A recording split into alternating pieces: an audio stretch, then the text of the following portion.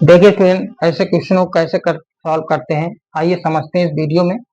ध्यान देना, क्या कह रहा है कि शेषफल ज्ञात कीजिए 68 की घाते 88, भाग देना है 67 से। इस प्रकार दूसरा क्वेश्चन 18 की घाते 15 प्लस 4 है, इसका भाग देना किससे? 17 से। तो ध्यान दीजिएगा ऐसे क्वेश्चन कैसे करते हैं।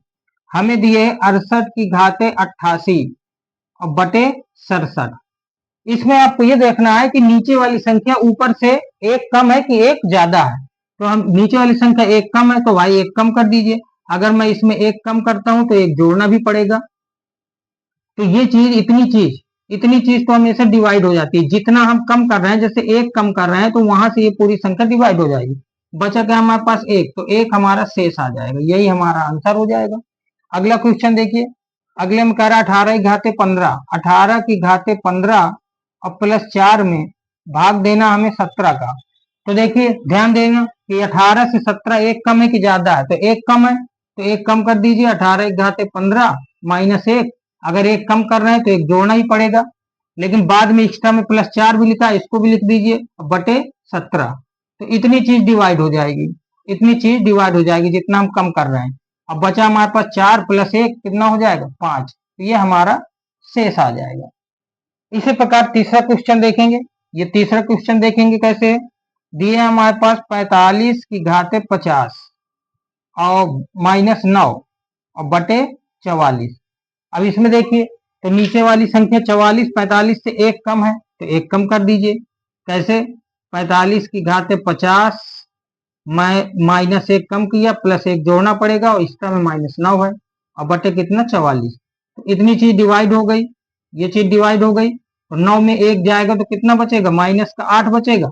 लेकिन शेष कभी माइनस में नहीं आना चाहिए। अगर माइनस में आ रहा है तो नीचे वाली संख्या जो 44 है उससे दोबारा माइनस कर दीजिए। तो 44 में अगर मैं माइनस 8 घटाऊंगा तो कितना बचेगा? 36 बचेगा। यही हमारा आंसर हो जाएगा।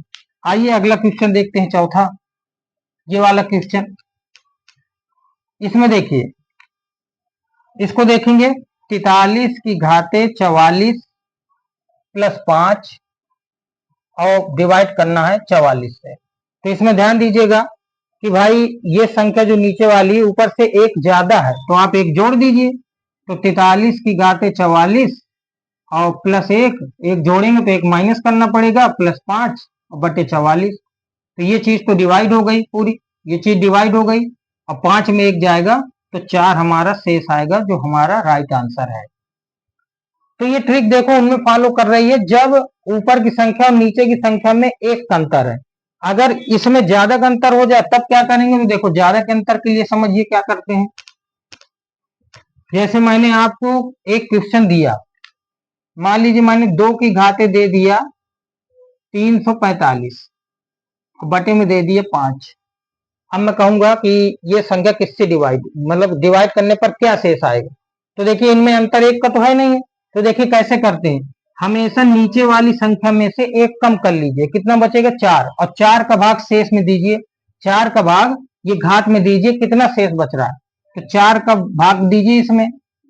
तो 4 अठे 32 और 4 छंग 24, तो एक शेष बच रहा है। तो 2 की घाते 1 हो जाएगा बटे 5। तो 5 का भाग 2 में दोगे तो 2 ही शेष आएगा, क्योंकि 5 का भाग तो 2 में जाएगा नहीं, इसलिए 2 ही शेष बचेगा।